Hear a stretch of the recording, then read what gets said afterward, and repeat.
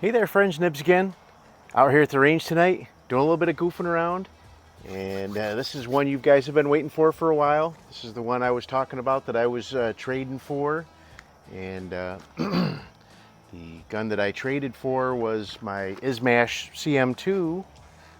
And the one we have here is actually one that actually completes a series for me. So I think they're both very equal as far as fair market value today in today's market.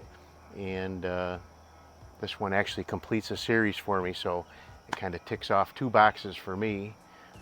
But what we have here is a very, very nice old Mossberg. Not quite as old as some of the Mossbergs that I have, but this one is still, these ones were made between 1979 and 1985 according to the Blue Book of Gun Values.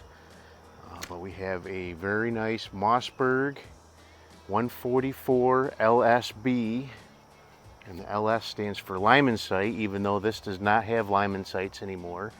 They discontinued those during the LSA series.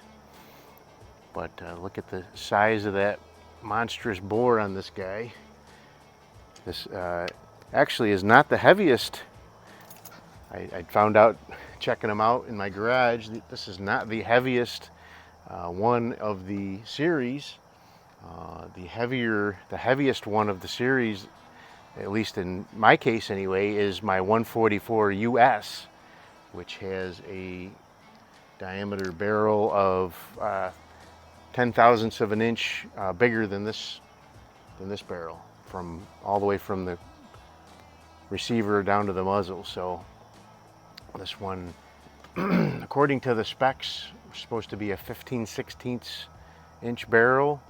I measured it at a 0.860 at the crown, or at the muzzle. But we're gonna go ahead and bring this one right out of blazing. We're gonna do the iron sights 50-yard iron sight challenge. These are peep sights. They're not open sights. So I know I'm getting a lot of flack for calling them open sights. They're not magnified sights. That's the rules. You can shoot anything you want as long as they're not magnified. But we're gonna go ahead and shoot two targets like I have been doing. We'll shoot two 10-round targets and add them up, and hopefully it'll do pretty good. I've been doing this quite a bit. Got some guns in the low to mid 90s so far. Am I expecting that from this gun? I'd like that. I'm not expecting it to shoot like a Winchester 52C, but if it does in the 90s or low or high 80s, I would be very pleased. So I'm shooting this with Wolf match target. Seems to be liking that a lot. I was zeroing it with the Gecko rifle, which most of my rifles actually love, and just wasn't doing great with that. So it seemed to group pretty well with this Wolf, but it could just be my tired eyes too. So it's been a long weekend, fun weekend, but a long weekend.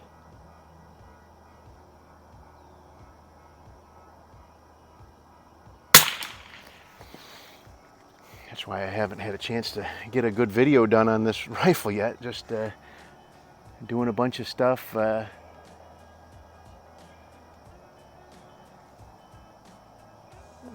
where are you at? Okay.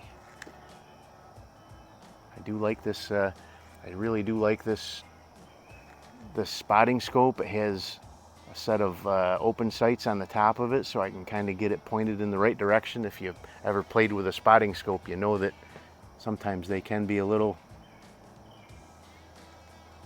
persnickety to find your point of aim, so to speak. All right, that looks like an 8 to start off with.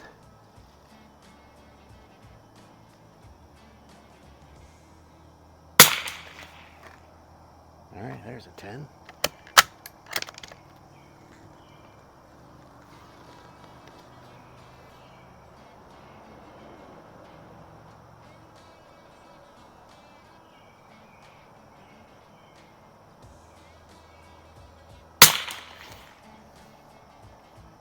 That's another 10. I actually was going to try this with some 10X, but I forgot to throw some more. All of my full boxes of 10Xs back home, and I've only got like half a box, so I didn't have enough to sight it in and do the challenge.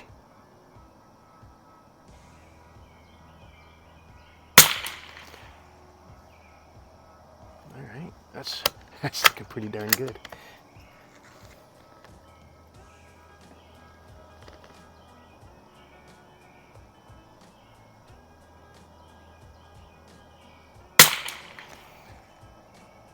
There's a 9. But we'll have plenty of time to fully anticipate. I'll mount a period correct optic up on this guy. It is does have dovetail mounts on it. It is not drilled and tapped for a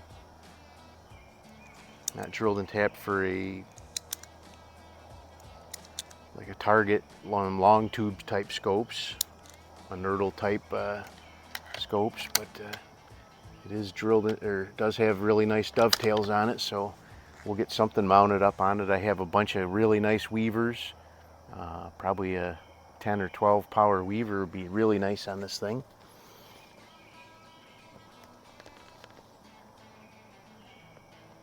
There you are.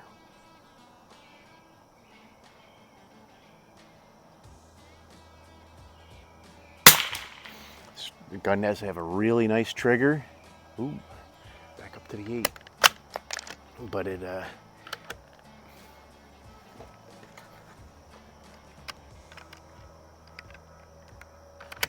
what is going on here? There it goes. It's a little stiff, guessing 3 or 4 pounds. These things, from my understanding, are adjustable. I have not opened it up or done anything to it, try to do any work on it yet.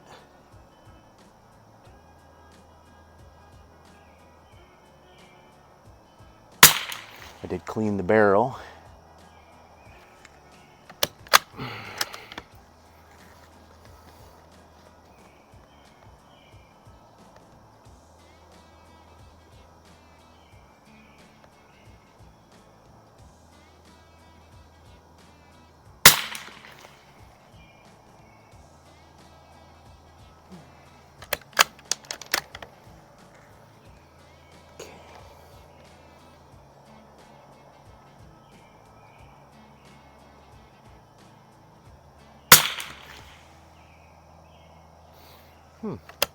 Kind of opening up here on this second group. I don't know what's going on here.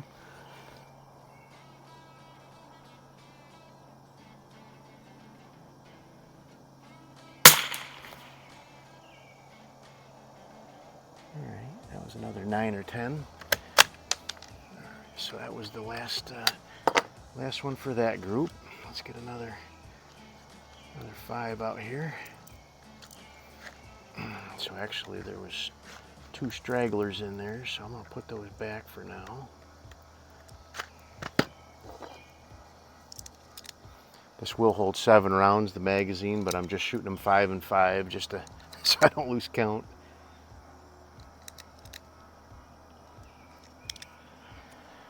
I am right up against the end of the day again. It's not quite dusk yet, so I'm hopefully getting this done before it gets way too dark again.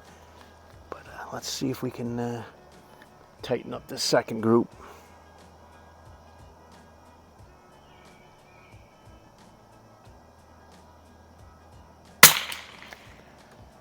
Had a fantastic weekend out at the Baldwinsville Airgun Show and Shoot. The 31st annual Baldwinsville Airgun Show and Shoot.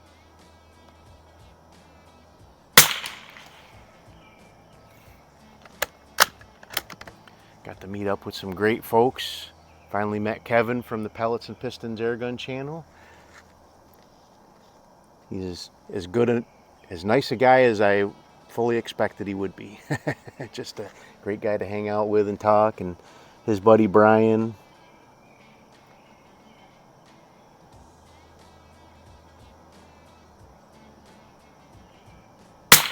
Now my buddy Brian. Oh, there we go.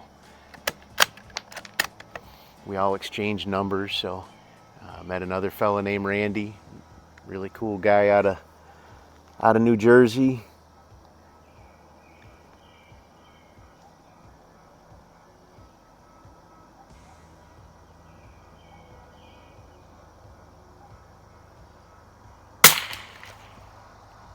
Another 10. That one's shaping up a little better.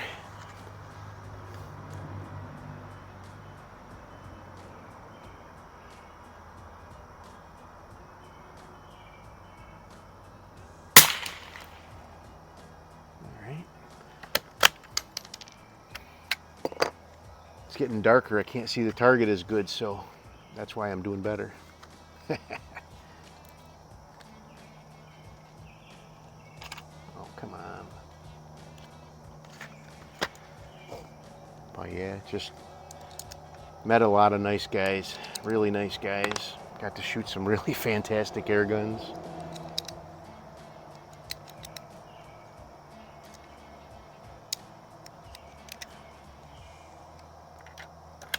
Met another fella named Dan.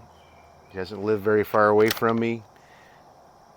So he actually has a couple of air guns I want to buy. So hopefully in the near future we can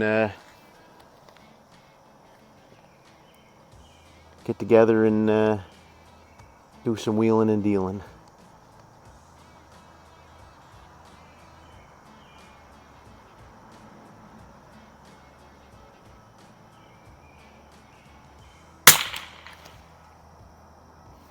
Another 10. That's shaping up to be a really nice score. I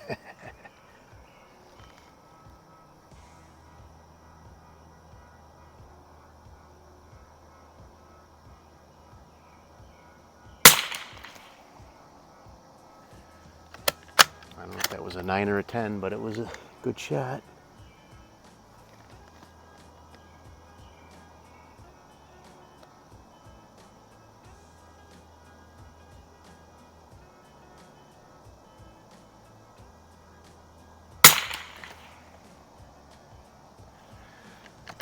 Whew.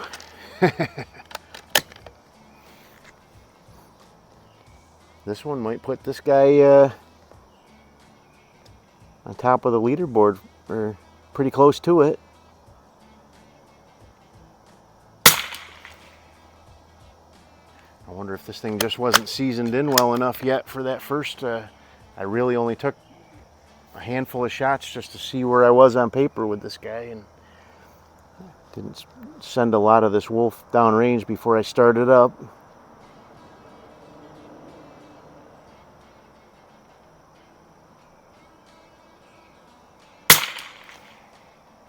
Wow.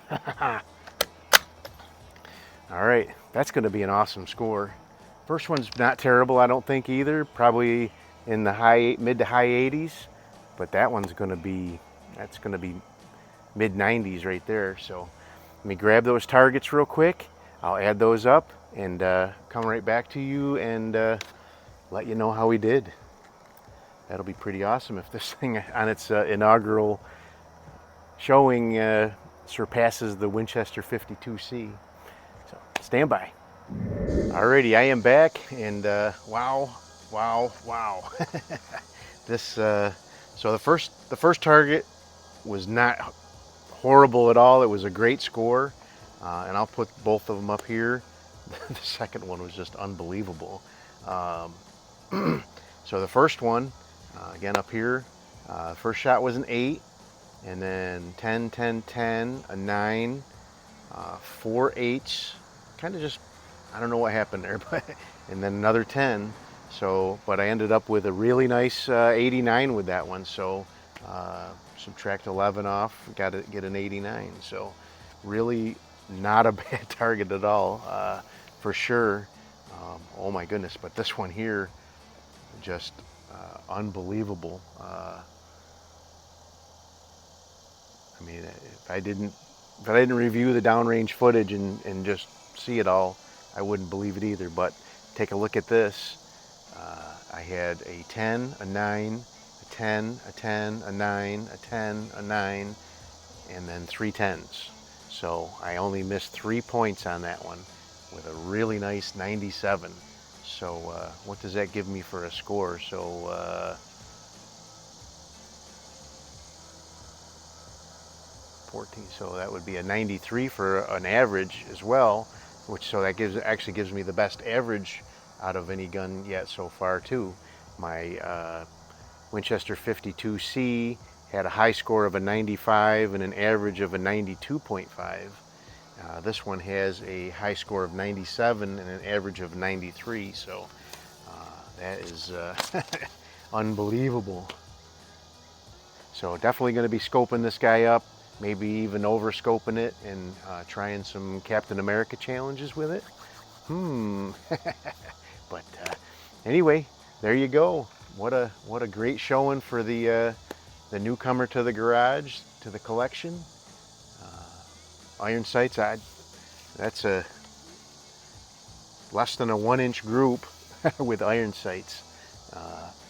Just amazing. So, hope you guys liked the video. Till next time, have a great day. Oh, by the way, thanks, Chad. Have a great day.